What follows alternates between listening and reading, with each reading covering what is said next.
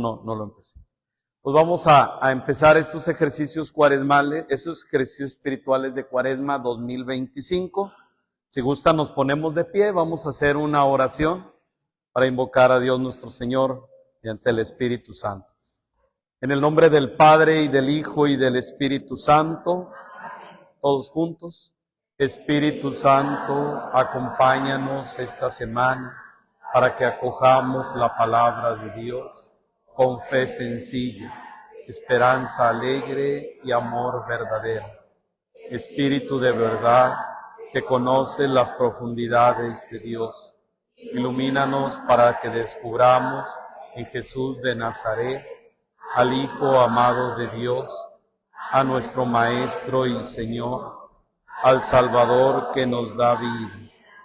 Espíritu de amor y de paz, ven y condúcenos para encontrarnos con Jesús a través de la palabra. Amén.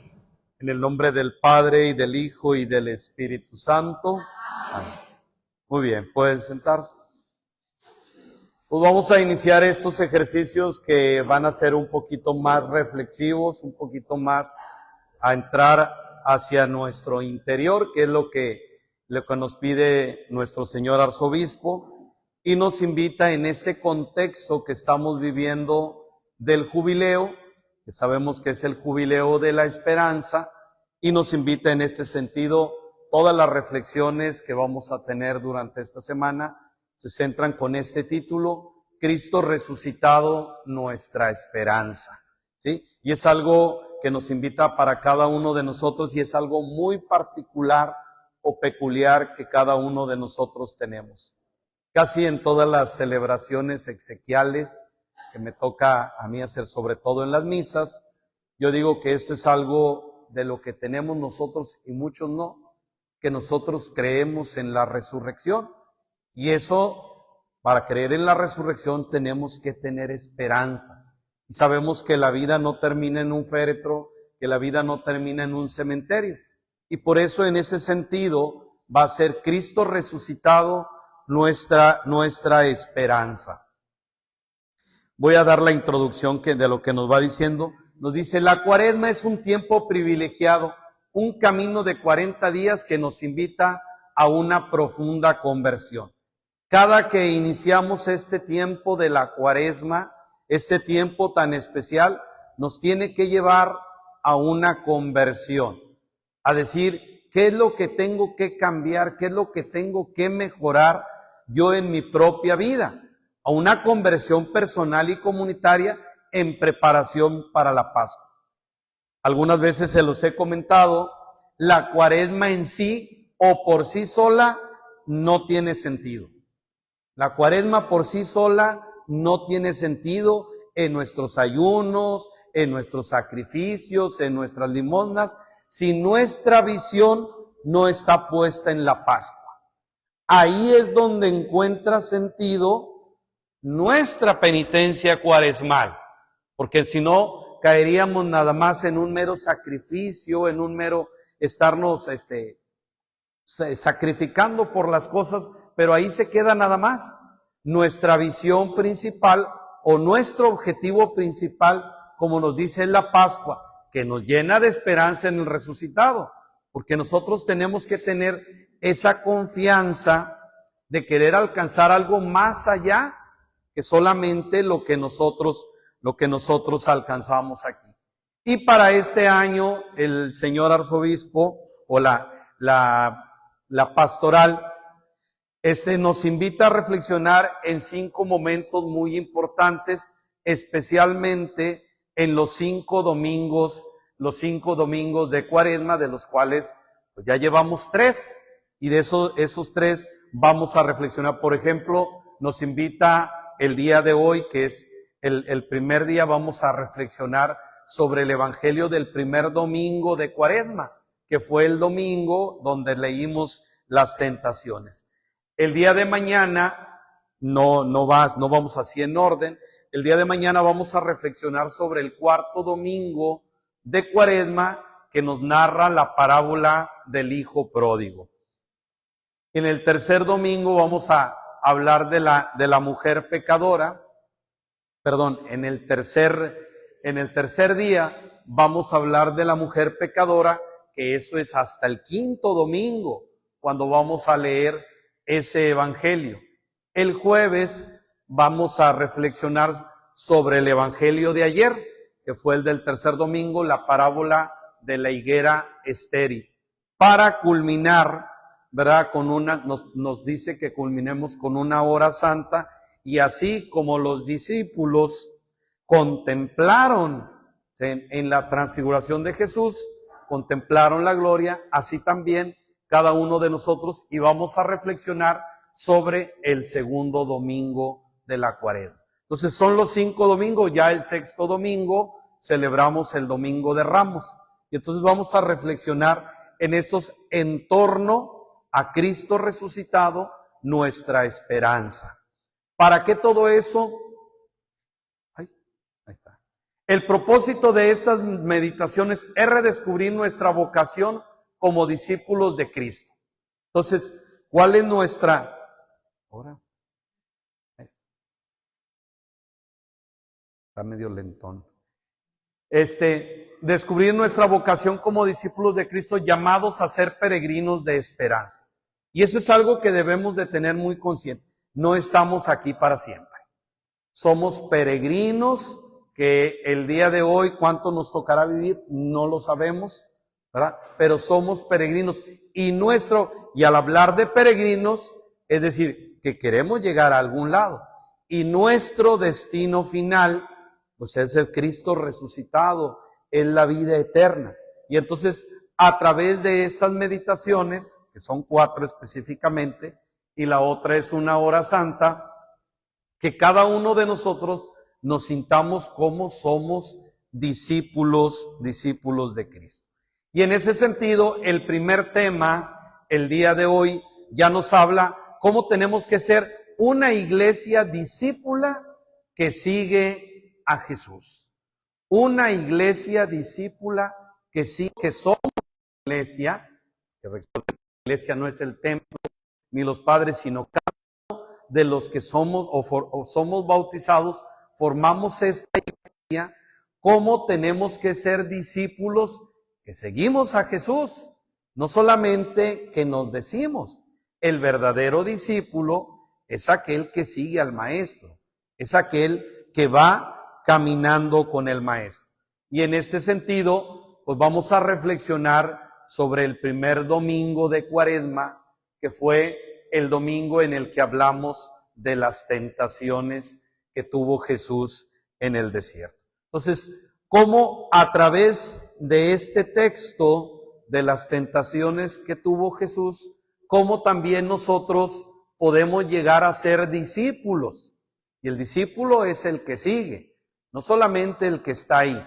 Entonces vamos a ver a través de este texto. Aquí ahí no está el texto, lo voy a leer acá y vamos lo voy a proclamar, lo vamos a dejar que entre en nuestro corazón y luego lo vamos a meditar. Es del Evangelio según San Lucas. Jesús, lleno del Espíritu Santo, regresó del Jordán y el Espíritu lo conducía por el desierto. Allí fue puesto a prueba por el diablo durante 40 días. Y en todos esos días no comió nada. Pero al terminar ese tiempo, sintió hambre. El diablo entonces le dijo: si tú eres el Hijo de Dios, ordénale a esta piedra que se convierta en pan.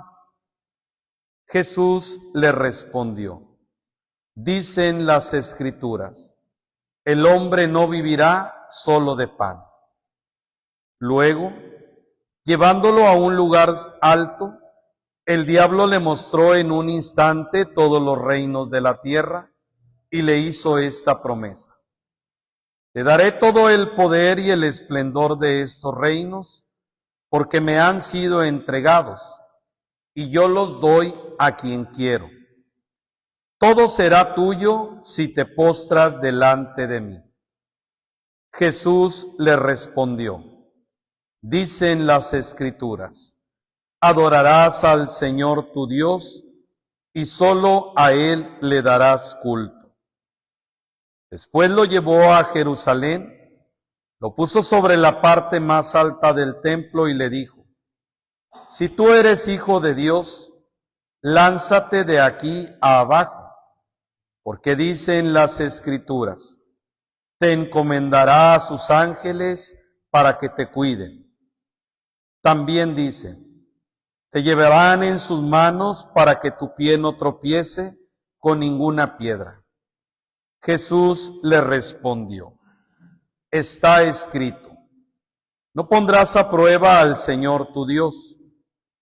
Cuando el diablo terminó de someter a Jesús a todo tipo de pruebas, se apartó de él hasta el momento oportuno. Palabra del Señor. Gloria a ti, Señor. Primeramente, este es un texto que encontramos en dos de los evangelios, en el Evangelio de San Mateo y en el Evangelio de San Lucas. El de San Mateo un poquito más extenso, en el de San Lucas un poquito más resumido, pero también nos marcan las tres tentaciones que Jesús tuvo. ¿Qué nos pueden enseñar las tentaciones que tuvo Jesús para que nosotros seamos discípulos de Él? Que esa va a ser la finalidad de este tema. Lo primero que tenemos que llegar a descubrir, a empezar a reflexionar: Jesús en el desierto. Jesús en el desierto. Pero para esto vamos a recordar el acontecimiento anterior que Jesús tuvo. Antes de irse al desierto, Jesús es bautizado en el Jordán. Y cuando es bautizado en el Jordán, recordemos que se oye aquella voz: este es mi Hijo amado en quien tengo mis complacencias. Y le marcan también la misión que va a tener Jesús: ir a los pobres, a los desvalidos, a los enfermos, a los lisiados. Y va marcando toda la misión que Jesús va a tener como Mesías. Sin embargo, nosotros vemos que inmediatamente después de este acontecimiento, Jesús no se lanza a ir y predicar. Lo primero que hace Jesús después de que se le encomienda la misión, nos dice el texto, se va al desierto. Jesús se va al desierto. Y en ese sentido decimos, la acción mesiánica, es decir, la acción que tenía que realizar Jesús de ir y predicar, va a estar precedida al recogimiento interior. Mande, necesito. Sí. Va a estar al recogimiento interior. ¿Qué es lo que nos va a decir primero? Antes de ir y predicar, tienes que recoger. Tienes que entrar en tu interior. Muchas veces en nuestros apostolados, en nuestro caminar, en lo que nosotros vamos realizando en nuestra parroquia, nos preocupa más la acción, nos preocupa más lo que tenemos que hacer que estar con Jesús. Y ese es un grave error, porque lo primero que tenemos que hacer es entrar en nuestro interior. Hay una frase por ahí que dice, si quieres hablarle a los hombres de Dios, primero háblale a Dios de los hombres. Primero entra en tu interior y después de que seas movido por el Espíritu Santo, entonces tú podrás hablarle a los hombres de Dios. Por eso Jesús, antes de que su acción mesiánica vaya a entrar, Él procede a un recogimiento interior a través del desierto. Jesús debe adentrarse en el silencio que solo el desierto puede ofrecer. Ciertamente nosotros no tenemos desiertos, no tenemos así como que, físicamente me voy a ir a un desierto, pero sí podemos entrar en nuestro interior recogernos en nuestro interior, en nuestro desierto, antes de que nosotros vayamos a ir y proclamar algo, antes de que nosotros vayamos a llevar la buena nueva. Y eso es lo primero que nos enseña en este texto. El discípulo de Jesús, antes de ir y proclamar la buena nueva, tiene que recogerse en su interior, adentrarse en el silencio para poder dar a los demás lo que les toca. Y luego ya nos vuelve a decir, entramos ahora sí a lo que es la Cuaresma. Dice, es un tiempo de intimidad con Dios, ¿sí? Desgraciadamente, ciertamente, el hecho de vivir en una metrópoli cambia nuestras situaciones, cambian nuestros ambientes, cambian, no quiero decir nuestras prioridades, pero sí cambia nuestro modo de vivir. Entonces ya no podemos llevar una misma vida como cuando pues era muchísimo menos la población, mucho menos el ajetreo. Entonces la Cuaresma es un tiempo de intimidad con Dios sin tener que abandonar por ello las actividades cotidianas, ¿sí? Entonces esto es algo que también tiene que tener muy en cuenta el discípulo, ¿sí? Tiene que tener muy en cuenta el discípulo. Ya viene la Cuaresma, ya no voy a hacer nada. Dicen que antes en la Cuaresma ni se bañaban, ¿sí? Porque no, hay que dedicarnos a la Cuaresma. Y por eso había muchas cosas que se realizaban los demás antes, a mí tampoco me tocó, ¿verdad? Que dicen, pues no había bailes, no había música en el tiempo de la Cuaresma. Y ahora, ¿qué nos dice? No es solamente lo externo, hay que adentrarnos en nuestro interior, o sea, dentro de nuestras actividades cotidianas, dentro de lo que cada uno de nosotros hacemos y vivimos, porque no podemos negar nuestra realidad humana. Entonces, ¿cómo me voy a adentrar? ¿Cómo voy a entrar en esa intimidad con Dios sin abandonar? Porque, no, ya viene la Cuaresma, voy a dejar todo. No lavo, no esto, no aquello. ¿Cuántas veces es nada más por comodidad, verdad? No porque realmente te adentres a la intimidad con Dios. Entonces, es lo que nos va diciendo. En ese sentido dice, hay que, dentro de nuestras realidades, adentrarnos en esa intimidad con Dios. Cuando Jesús se retiraba a lugares solitarios, era para orar, ¿sí? Era para orar, ¿sí? Jesús va al desierto para sintonizar como hombre con la voluntad de Dios. Muchas veces nosotros estamos en una sintonía y Dios está en otra. Y recordemos infinidad de ocasiones que en el Evangelio encontramos, Jesús les está diciendo una cosa y los apóstoles están entendiendo otra. No están en la misma sintonía.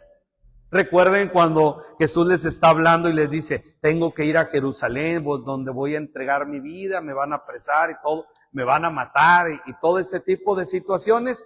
Y los apóstoles, ¿en qué están pensando? En quién es el mayor. Y a veces nosotros así estamos en nuestra vida, Dios por un lado y nosotros por otro. No nos sintonizamos. Y entonces, eso es de las cosas que nos invita también en nuestra vida. La Cuaresma tiene que ser un momento en el que nos sintonicemos con Dios como hombres para descubrir la voluntad de Dios. Entonces, es lo que vamos a ir descubriendo. Dice, el tiempo de la Cuaresma, ¿sí? El tiempo de la Cuaresma debe ser una oportunidad de entrar en nosotros mismos, por más difícil que parezca. Es que tengo tantas actividades, tantos momentos, tantas cosas. Bueno, pero tenemos que tener un momento. Ciertamente no nos vamos a ir 40 días como Jesús, que de hecho eso de los 40, así como le hace Monseñor Carlitos, entre paréntesis, Pues 40 sabemos que no, a lo mejor no fueron 40 días. El 40 en el sentido bíblico es el tiempo suficiente. A lo mejor yo puedo tener 15 minutos de intimidad, de silencio con Dios. Para mí fue suficiente. A lo mejor otro sí necesita un día, a lo mejor otro sí necesita los 40 días. Entonces, para descubrir esa voluntad con Dios. Y luego hablamos también aquí del demonio, ¿verdad? Ahí se me pasó a la animación, lo primero es esto. El demonio, ¿quién es el demonio? Porque el demonio es el que fue y tentó a Jesús, ¿sí? Lo primero que tenemos que descubrir, el demonio es el adversario, ¿sí?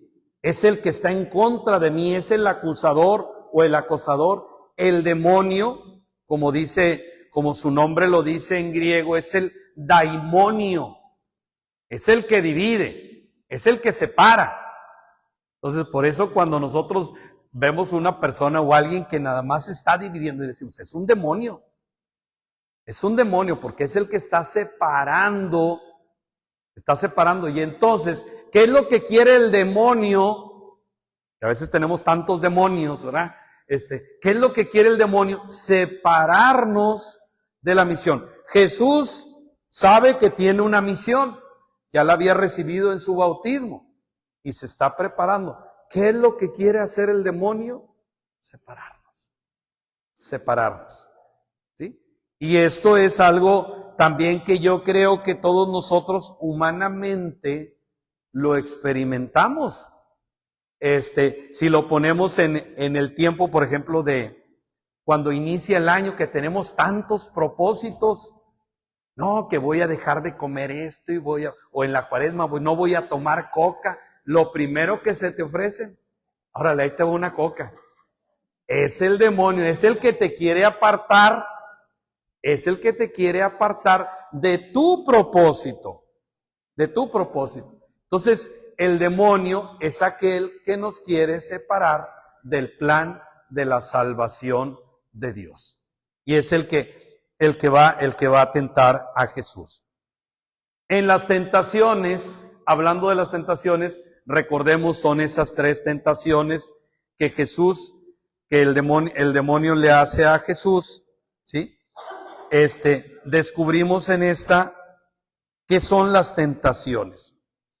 Y las tentaciones en Jesús, pásale maestra, las tentaciones que tuvo Jesús nos ayudan a descubrir y para saber qué es lo que verdaderamente importa. ¿Qué es lo que verdaderamente importa en mi vida? A veces las podemos ver así muy crudas las tentaciones, pero las tentaciones que a veces nosotros vamos teniendo son para descubrir qué es lo que realmente importante en mi vida. Y en Jesús, en cada una de ellas, vamos a descubrir cómo Él fue viendo qué era lo más importante. Para Jesús tenía bien fijo, tenía bien pensado el momento que para mí, el plan de salvación que Dios tiene. Y entonces ahí vamos a descubrir en las tentaciones, no es que nada más el demonio esté por ahí, sino quiere que cada uno de nosotros descubramos realmente qué es lo que nos importa en la vida. ¿Qué es lo que nos importa en la vida? Y al caer en ese tipo de tentaciones, descubrimos qué es lo más importante. En el núcleo de toda tentación está la invitación a dejar a Dios al margen. Las tentaciones que el demonio nos va haciendo son para dejar a Dios al margen. Es decir, si tu finalidad es Dios, yo voy a hacer que te apartes de eso. Que lo veamos como algo secundario, superfluo o incluso molesto frente a lo que parece más urgente y tangible. Esto ahorita lo vamos a entender con la primera tentación, ¿sí? Entonces, el demonio siempre nos va a presentar como algo más importante en ese momento para que yo deje mi finalidad. para que yo deje mi finalidad. ¿Por qué? Porque Él lo que quiere es que nosotros hagamos al margen a Dios. Y eso es donde el hombre le da la espalda a Dios. En cada tentación, al caer, lo que hace es darle la espalda a Dios. Y el demonio siempre nos va a jugar de una manera, pues el demonio es el engañador por excelencia, ¿sí? Recuerden el pasaje en el libro del Génesis, ¿verdad? El pasaje en el libro, hace un juego de palabras. ¿Acaso Dios les prohibió comer de todos los árboles del jardín? Y entonces, en ese jueguito de palabras, ¿sí?, el demonio empieza. La cuestión es que empezamos a coquetear, empezamos a entablar comunicación con el demonio y el demonio nos va a engañar. Y entonces, en ese sentido, el demonio nos va a presentar algunas cosas como ficticias contra lo real, ¿sí? ¿Y en qué consiste ahorita la primera tentación? Lo vamos a ver. ¿Cuál es la primera tentación que el demonio le pone a Jesús?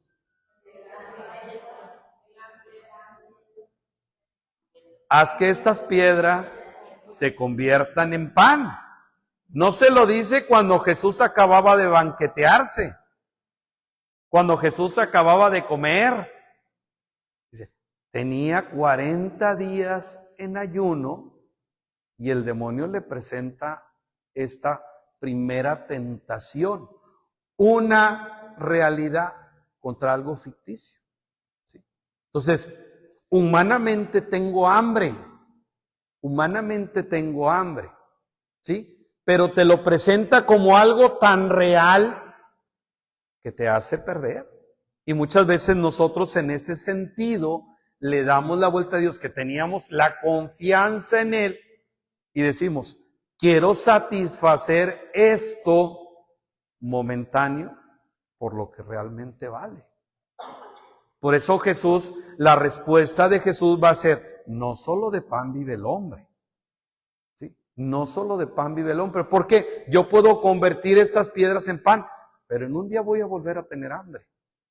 Entonces, algo ficticio, algo que aparentemente, ¿sí?, me va a servir en este momento, me hace olvidar lo verdaderamente real.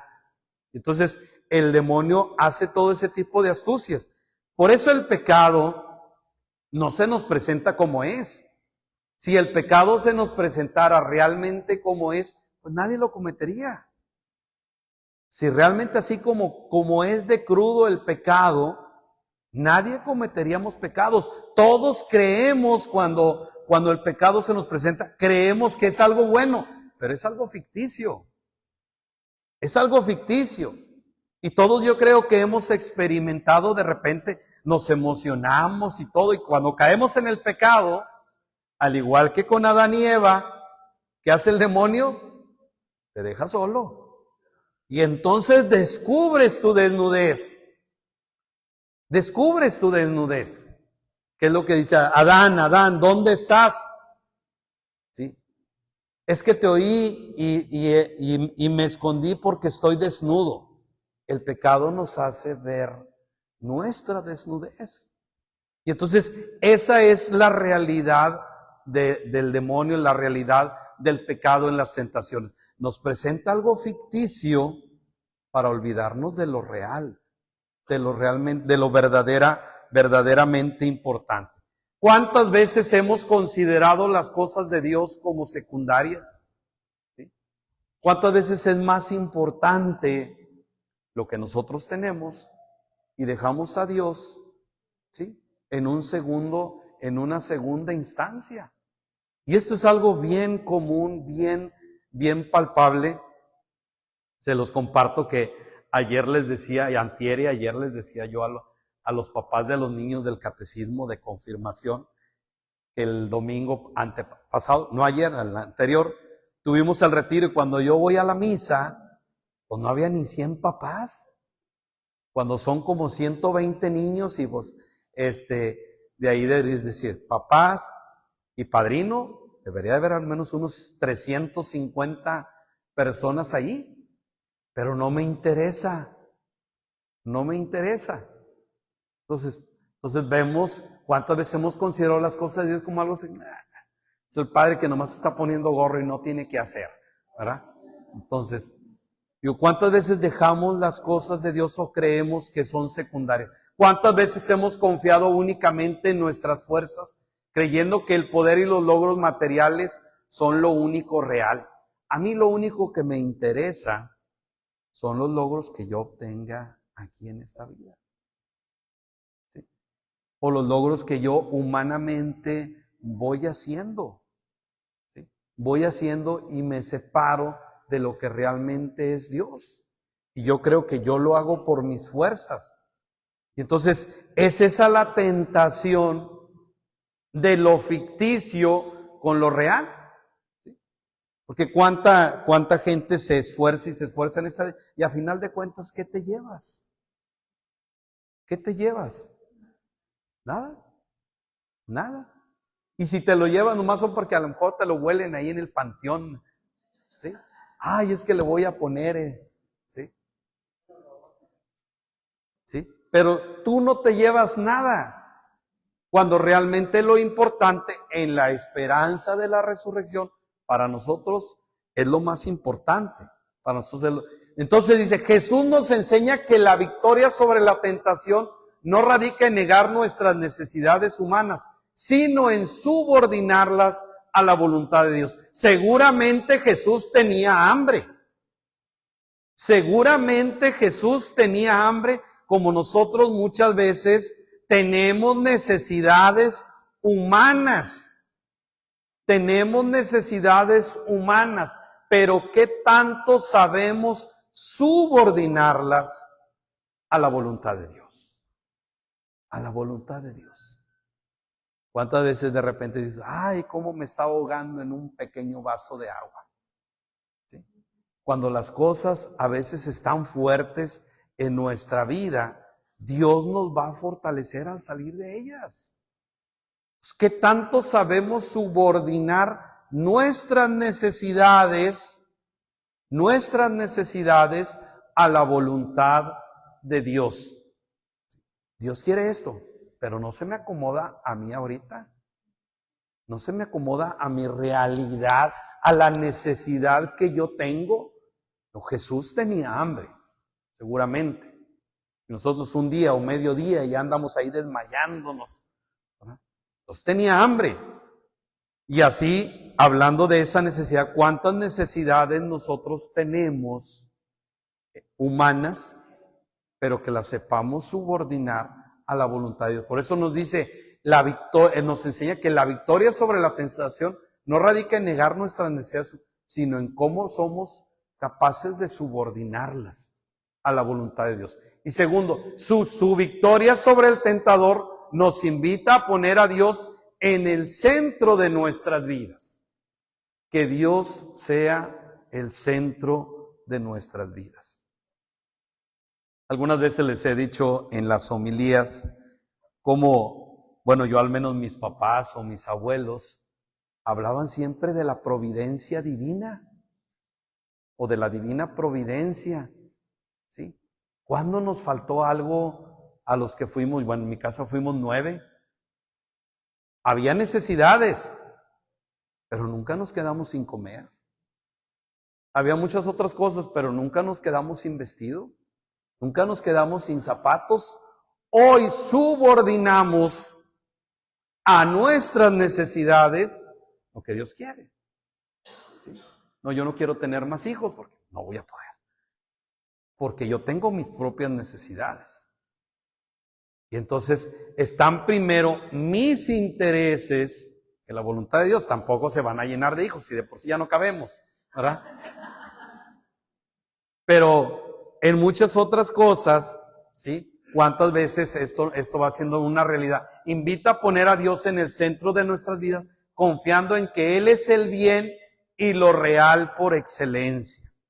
¿Sí? Dios no nos presenta como algo ficticio, como algo atractivo y luego nos abandona, como el demonio. ¿Sí? Él nos lo presenta como real ¿sí? Ciertamente no en esta vida, pero nos lo presenta como real. Y es ahí la diferencia entre el tentador, entre el demonio y Dios o Jesús, que nos invita a que nosotros como discípulos tenemos que ir viendo todas y cada una de estas tentaciones. ¿En qué consiste esto del pan? ¿Verdad?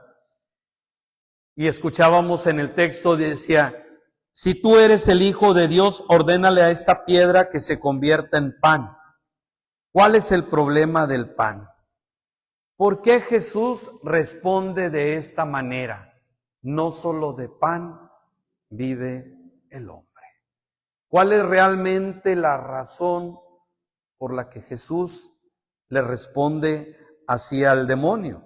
Dice, lo primero que tenemos que ver, Jesús no se muestra indiferente ante el hambre humana. ¿Sí? Jesús no me interesa. Jesús sabe que hay necesidades humanas que nosotros necesitamos satisfacer. Necesitamos satisfacer, dice, el hambre humana. Pero la sitúa en el contexto adecuado y le da el orden correcto. El orden correcto. ¿Sí? Y aquí es el problema en nuestra sociedad actual. ¿A qué le damos el primer lugar? ¿Cuál es el orden o cuál es la jerarquía de mis valores? ¿Cuál es la jerarquía de mis valores? Y ahí es donde empieza el problema. Jesús no niega que haya hambre. Jesús no niega la necesidad humana. Pero hace una categoría de valores o hace una categoría de necesidades y entonces la pone en su debido orden. Y es ahí el problema en nosotros. ¿Cuál es nuestro orden de valores? ¿Cuál es nuestro orden de las cosas? Hoy con tantas situaciones que yo de repente que veo las noticias y que se pelean aquí, que los muchachos, yo digo, cuando estaba yo en la secundaria también eran broncas. En la secundaria donde yo estaba la San Bartolo y la privada, que eran dos pandillas, y siempre eran broncas. ¿Sí? Y así vivíamos, y de repente pues le tocaba a uno. Digo, aquel eran puros trancazos, ¿verdad? Y aquel entonces, pero hoy en día, ¿cuáles son los valores que tenemos para con los hijos?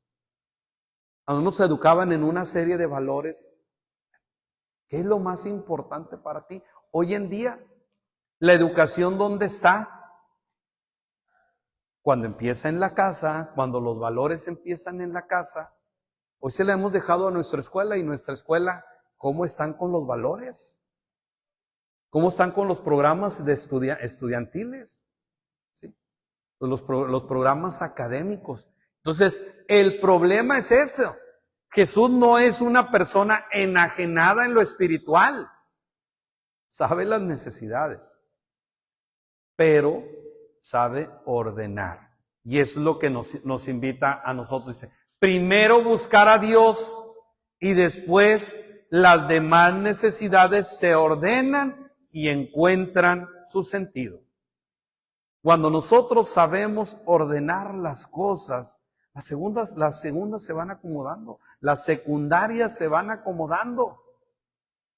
Entonces, ¿qué tanto nosotros en ese sentido? Por eso Jesús da esta respuesta que escuchábamos acá. No solo de pan vive el hombre, porque yo me voy a satisfacer en este momento. Y desgraciadamente tenemos la cultura de hoy. A mí qué me interesa si yo voy a dar mi voto por una despensa que me va a durar 3 días, aunque 6 años me la pase muerto de hambre. A mí me importa satisfacerme hoy.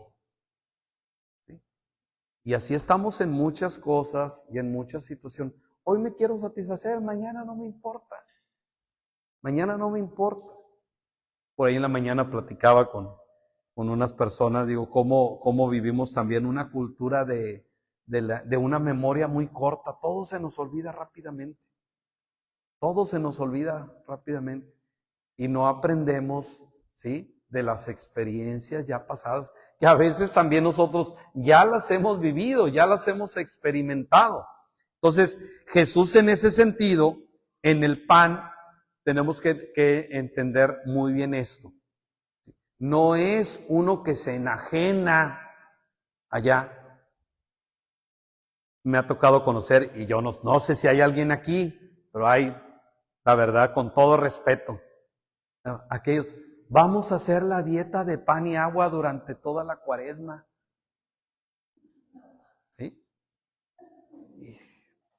Oye, eres una persona que tiene azúcar, que tiene hipertensión, que tienes tantos años. A ti no te toca y no son las cosas que Dios quiere. No son las cosas que Dios quiere. Tenemos que en nuestra cabeza meter lo que realmente es. ¿Sí? Meter lo que realmente es. Tengo que ver mi situación humana y después cómo la voy a acomodar con Dios. Siempre les he dicho, mi papá era un hombre de misa y de comunión diaria. Y todos los días iba a misa, y la parroquia queda a 4 cuadras de mi casa. ¿Sí?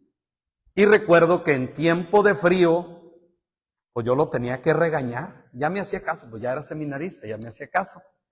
Y lo tenía que regañar y le decía, papá, para usted es más pecado que vaya a misa a que se quede aquí en la casa. Mi papá tenía insuficiencia pulmonar. Entonces sus pulmones y una pulmonía, digo, para usted es más pecado. Ahorita es una prioridad su salud. Desgraciadamente en aquel entonces no había transmisión de misa, ya nomás se transmitía la del domingo ahí por Televisa, pero la del domingo, pero no misa diariamente. Entonces tengo que ver mi jerarquía de valores y tengo que ver mi situación personal. Jesús no se enajena, ay no, Diosito que todo lo puede, Él me va a hacer que... Y después ahí tienes problemas de salud, ¿sí? Entonces, te checaste físicamente, médicamente, que tú puedes hacer ese tipo de situaciones, que tú puedes hacer ese tipo de cosas. Entonces, es cómo tenemos que ir descubriendo cada una de estas cosas. Dice, esto del pan también nos invita, hasta aquí alcancé porque mi computador ahorita ya en la tarde no quiso jalar, y esto del pan también nos va invitando en otro sentido. Tenemos que verlo a la luz de otros textos donde esto del pan no solamente es de una manera meramente exclusiva para mí. Lo vemos a la luz de la última cena donde Jesús dice, tomó el pan y lo partió. Y empieza no solamente una actividad para mí, sino hacia los demás. Jesús parte y comparte. Y entonces, en ese sentido, la búsqueda exclusiva del pan, dice, muchas veces cuando nosotros somos capaces de ver solamente nuestras necesidades, eso nos deshumaniza. Nos hace no ver las necesidades de los demás. Y siempre vivimos en una sociedad donde yo digo, nos beneficiamos y también a veces, pues desgraciadamente, nos perjudicamos. Pero nos dice, la búsqueda exclusiva del pan sin Dios, la búsqueda exclusiva de mis necesidades sin Dios nos deshumaniza. Porque me preocupo solamente de mí. Me preocupo solamente de mis necesidades y me olvido del otro. ¿Cuántas veces se pisotean la libertad del otro? Yo siempre he dicho, la libertad, mi libertad termina donde empieza la libertad del otro. Yo no puedo pisotear la libertad del otro. Vivimos, ¿sí?, en comunicación y nos tenemos que... Pero ¿cuántas veces, sí, yo tengo mis necesidades y no me importa pisotear? Es donde nos deshumanizamos, nos aleja los unos de los otros y convierte nuestras vidas en un egoísmo colectivo por lo que creemos esencial.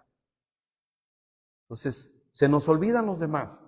Y en esto del pan, nos invita en ese sentido a que cada uno de nosotros vayamos descubriendo. Y aquí nos habla también un poquito de lo que es el consumismo, ¿sí? Al hablar de pan, que es lo esencial, nos habla también del consumismo. ¿Cuántas veces nosotros somos rebasados por el consumismo? Hoy en nuestros días, no les quiero preguntar para no dejarlos en mal, ¿verdad? ¿Quién tiene un par de zapatos? 1, 5, 10. Consumismo, ¿verdad? Mínimo 10, cada quien tenemos, ¿verdad? Y no se diga de ropa. Y vas a ir a una fiesta, no tengo que ponerme, ¿sí? ¿Y cuántas veces el consumismo, sí, nos dice, el consumismo nos hace creer que somos libres, porque somos diferentes, mientras tenemos libertad de consumir, pero no nos da la libertad de compartir, de cuidar y de respetar el entorno y a los demás. ¿Sí? Yo alguna vez escuché por ahí, si una cosa no te la pusiste en un año, ya no te sirve. Ya no es para ti. ¿Sí? ¿Verdad? ¿Mande? Para cuando adelgace, ¿no? Está ya 7 y anda en el 13 y no. ¿Sí? ¿No? Bueno. Entonces, ¿cuántas veces el consumismo nos hace ver esto? Ratzinger, quien era el Papa Benedicto, dice, si el corazón del hombre no es bueno, ninguna otra cosa puede ser buena. Y la bondad del corazón solo puede venir de la bondad absoluta de Dios. La bondad solamente puede venir de Dios. Volver a Dios como la primera prioridad nos permite ser verdaderamente buenos. Porque Dios es el que es suma bondad. Mientras nuestros ojos estén ensimismados, válgame la redundancia, en nosotros mismos, casi ensimismados en mí, en nosotros solamente, mientras nuestra mirada esté para con Dios, nos volvemos bondad, nos volvemos amor. Entrar en el desierto de la Cuaresma significa buscar a Dios. Significa buscar a Dios. No el ayuno. No voy a dejar de comer esto. Si tú estás pensando en eso sin encontrarte con Dios, malo el cuento. Malo el cuento. Pregúntate si cada que estás ayunando, estás haciendo un encuentro con Dios. O estás ayunando y esperando que sean las 12 para atragantarte. Entrar en el desierto es encontrarme con Dios. En esta Cuaresma, las cosas que yo me he propuesto, ¿me están ayudando para encontrarme con Dios? ¿O porque quiero tener más figurín? ¿O porque quiero aparentar alguna cosa? Entrar en el desierto de la Cuaresma significa buscar a Dios, darle de nuevo la oportunidad de hablar a nuestro corazón. ¿Sí? O estamos preocupados, que ya sea. O no como carne, pero ¿sí? Cuando no como carne, estoy tratando de encontrarme con Dios. Porque a veces sí, anatema, sí, condenado el que coma carne el viernes. A lo mejor fue el único día que tuviste oportunidad de comer carne. ¿Sí? El peor pecado. En cada una de las cosas que hacemos en la Cuaresma, ¿son para encontrarnos con Dios? Si no, no tiene sentido lo que hagamos. Lo que hagamos. Sacrificios, ayunos. Por eso nos dice, cuando buscamos a Dios y aspiramos a la bondad, lo demás, como el pan, se nos da por añadidura. Entonces fíjense cómo la importancia de, en esta cuaresma, sea un buscar a Dios. Y si nosotros ya nos pusimos algunas cosas, ay, durante esta cuaresma no voy a hacer esto. Pregúntate si a través de eso estás encontrando a Dios. O simplemente lo estás viendo como, ay, tengo que. En ese propósito que tuviste en esta cuaresma, al realizarlo, ¿te estás encontrando con Dios? ¿O simplemente es una satisfacción humana? Y en ese sentido, como nos dice, ya no lo alcancé a poner en presentación, la iglesia es discípula de Jesús, que supo subordinar las tentaciones a la necesidad de Dios. A la necesidad de Dios. Como hemos mencionado, el esfuerzo del maligno está en impedir que la misión de Jesús, salvar, liberar, y se cumpla. De manera similar, la iglesia, es decir, nosotros enfrentamos constantemente la tentación de tomar nuestros propios caminos sin escuchar a Dios. A mí me interesa no comer, a mí me interesa esto, a mí me interesa. No me interesa encontrarme con Dios. No me interesa encontrarme con Dios. El verdadero discípulo, como Jesús, busca a Dios primero. Y lo demás se va dando por añadir. Una iglesia discípula está invitada a ser una comunidad centrada en Cristo Redentor, en Cristo que nos salvó, invitada a estar con Él. Invitada a estar con Él, que ora, contempla e irradia su rostro, cercano a su corazón y al ser humano, y enviada a dar testimonio. Esto es del plan de pastoral de aquí de nuestra arquidiócesis. Entonces, ora con Él, contempla e irradia su rostro. Como alguna vez en algún retiro decían, no, pues que acá súper guau y que acudía a esto. Pues que se te note. Que se te note. Que se te note, no nada más de aquí. Que realmente eso que dices que viviste, que se te note. ¿Sí?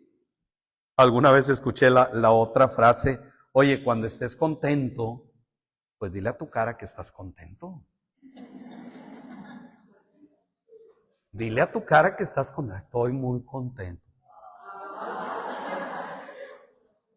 No, dile a tu cara. Y así también nosotros en nuestra vida, ¿sí? Cada uno, una iglesia de discípulos es una comunidad centrada en Cristo que irradia a Cristo y que trata de ser discípulo. El discipulado es una parte esencial de ser apóstoles de Jesús, aprender de Él, seguirle fuertemente. Según nosotros queremos seguir a Jesús, pues primero tenemos que ser discípulos para poder ser apóstoles. Primero ser discípulos para después ser apóstol. Primero hay que ser alumnos y después tenemos que ser maestros. Cuando el alumno esté preparado, dice, será igual o mejor que el maestro. Y a mí me llama la atención, de repente uno dice, ay no, porque Jesús lo dijo, mayores cosas harán ustedes. Mayores cosas harán ustedes. Pero necesitamos primero aprender a ser discípulos. El verdadero discípulo escucha a Dios y está atento a sus palabras. A través del sacrificio o lo que tú estás haciendo en esta cuaresma, ¿has escuchado a Dios? ¿Has escuchado a Dios? ¿Qué te ha querido decir Dios a través de esa acción que estás realizando? ¿Lo has pensado?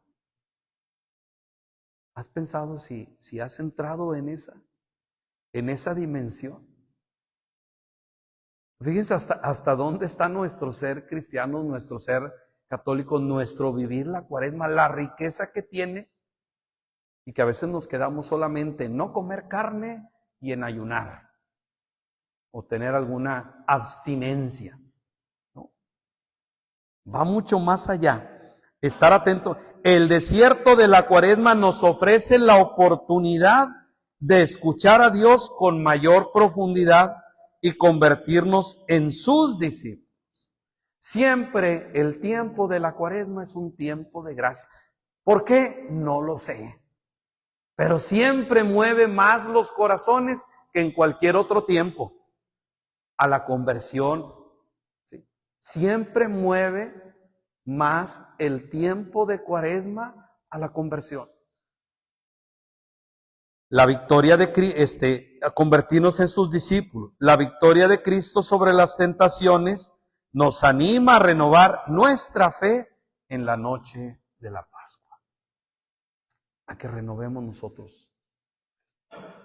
Pues que ojalá y así, en ese sentido, este texto de las tentaciones de Jesús nos lleven a ser una iglesia discípula, a semejanza de Jesús, no semejanza de lo que nosotros queramos, no de lo que nosotros queramos. ¿Sí? Si no estamos haciendo una Cuaresma a nuestro modo y a nuestras conveniencias y a lo que simplemente nada más se nos acomode a cada uno de nosotros. Entonces que ojalá y nos llevemos esta meditación, esta reflexión que nos lleve a profundizar más en nuestra vida de fe. Y no nos quedemos solamente en lo exterior, solamente en lo que se ve, en lo que por tradición hemos tenido en el transcurso de nuestra vida. ¿Qué es la Cuaresma? No comer carne, ¿sí? Y abstenernos de algo, ayunar. No. La Cuaresma tiene que ser un tiempo de encuentro fuerte con Jesús. Y que esas acciones externas nos ayuden a encontrarnos de una manera más fuerte con Jesús. No sé si hay alguna duda, inquietud, aportación. ¿Sí? Sí. ¿Ninguna? Todo bien claro. Muy bien, pues vamos a ponernos de pie ahorita. Mañana sí hay más preguntas para que, ahorita ya voy a la misa. ¿Sí?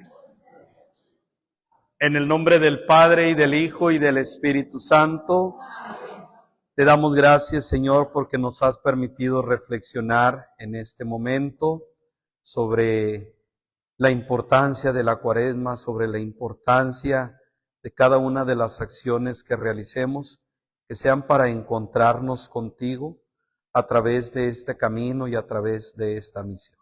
Te lo pedimos por Jesucristo nuestro Señor.